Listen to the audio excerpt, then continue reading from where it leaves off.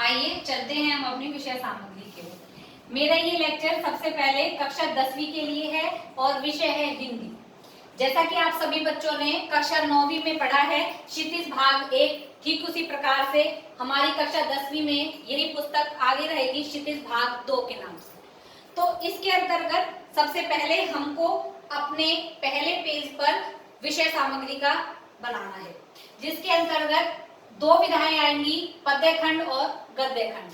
और पद्य खंड के अंतर्गत हमारा पहला अध्याय रहेगा पद, जिसके कवि रहेंगे सूरदास। उसके बाद दूसरे नंबर पर आएगा राम लक्ष्मण परशुराम संवाद, जिसके कवि हैं तुलसीदास। अगला रहेगा सवैया, जिसके कवि रहेंगे कविवर देव। उसके अगला आपका आएगा नंबर 4 पर आत्मकथ्य, कवि का नाम है जयशंकर प्रसाद। 5वें नंबर पर हमारी विधा आएगी उत्साह, कवि का नाम है सूर्यकांत त्रिपाठी निराला।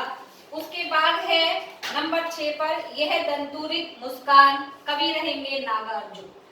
उसके आगे हमारे पास आएगा छाया मत छूना, गिरिजा कुमार।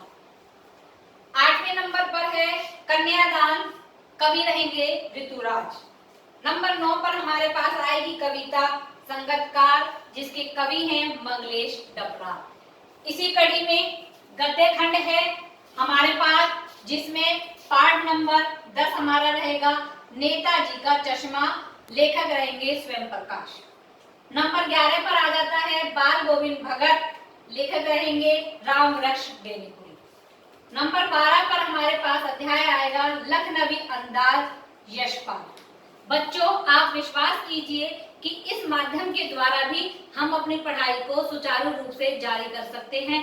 बस जरूरत यह है कि आप भी घरों पे बहुत ज्यादा मौज मस्ती ना करें और अपना एक समय निर्धारित कर लें, क्योंकि हम जानते हैं कि कक्षा 10वीं जो है हमारी, उसमें आगे हमारी बोर्ड की परीक्षाएं होनी है। आगे चलते हैं, पाठ नंबर 13 पर रहेगा मानवीय करुणा की दिव्य चमक, लेखक रहेंगे सर्वेश्वर दयाल सक्सेना। नंबर 14 पर आता है एक कहानी यह भी, लेखिका है मन्नू भंडारी।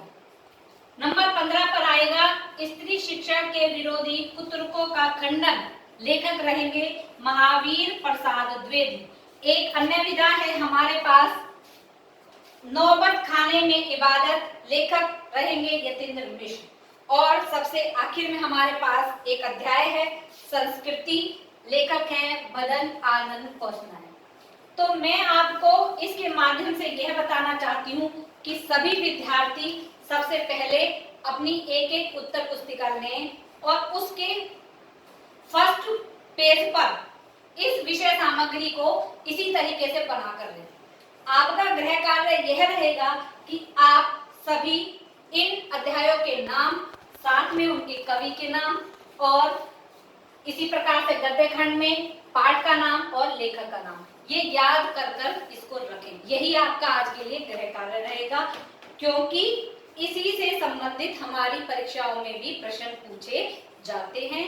तो मैं आपको इसी के साथ अपनी शुभकामनाएं देती हूँ और आप इस कार्य, मुझे पूरी उम्मीद है कि आप इस गृह कार्य को कर रखेंगे और जब भी हम आपसे मिलेंगे तो इनसे संबंधित प्रश्न आपसे पूछे जाएंगे।